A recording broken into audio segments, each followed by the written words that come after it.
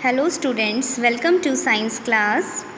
Today we will continue with chapter 4 heat, and today's topic is transfer of heat. Okay, so students, you might have observed that a frying pan, it becomes hot when it is kept on a flame.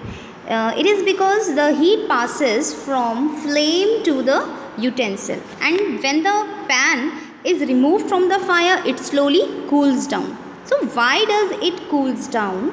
The reason is it cools down because the heat is transferred from the pan to the surroundings. So you can understand that in both the cases heat flows from hotter object to a colder object. Heat always flows from hot end towards the cold end. In fact, in all the cases heat transfers from hot object to the cold object. And how does the heat flow? Let us investigate. To investigate it, let us perform this activity 4.6.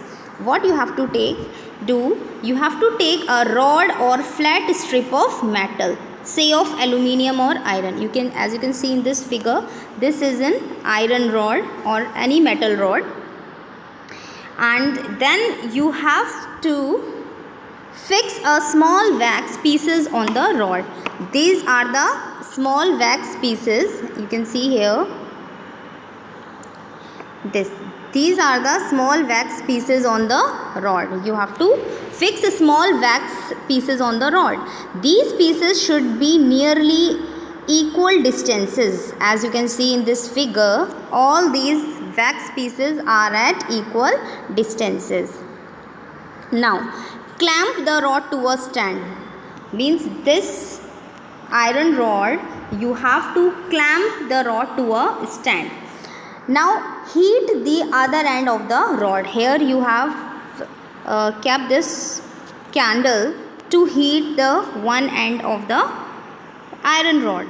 Okay, and other end you have to clamp here to a stand, and from one end you have to heat this iron rod.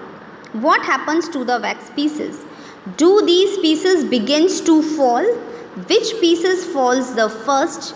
Do you think that heat is transferred from the end nearest to the flame to the other end? Now students, by performing this activity, you will find out that the nails start to fall as the wax that stuck them to the rod melts. Okay, here this wax will begin to form first because it is nearest to this flame. After this wax will begin to fall. Similar, and at the last this wax will fall down.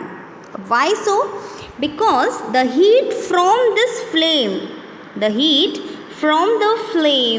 is traveling along the rod from one end to the other end.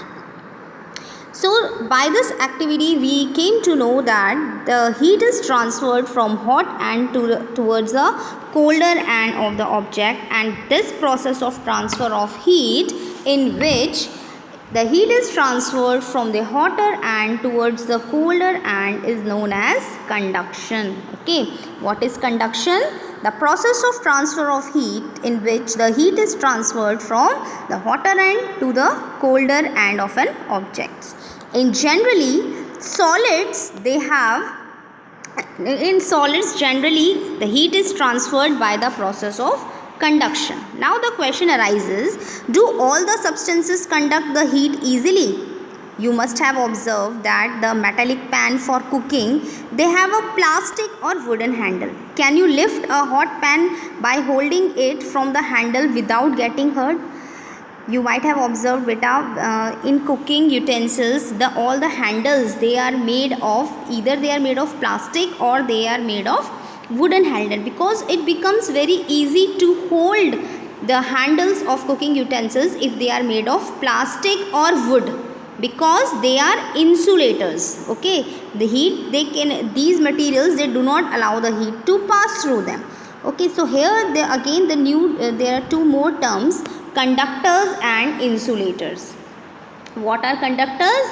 Conductors, they are the materials which allow the heat to pass through them easily. For example, aluminium, iron and copper.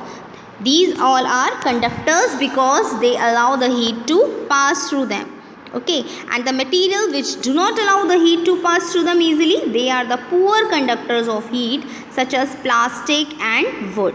And poor conductors, they are also known as insulators. Okay, now the water and air are poor conductors of heat. Water and air, they both are poor conductors of heat.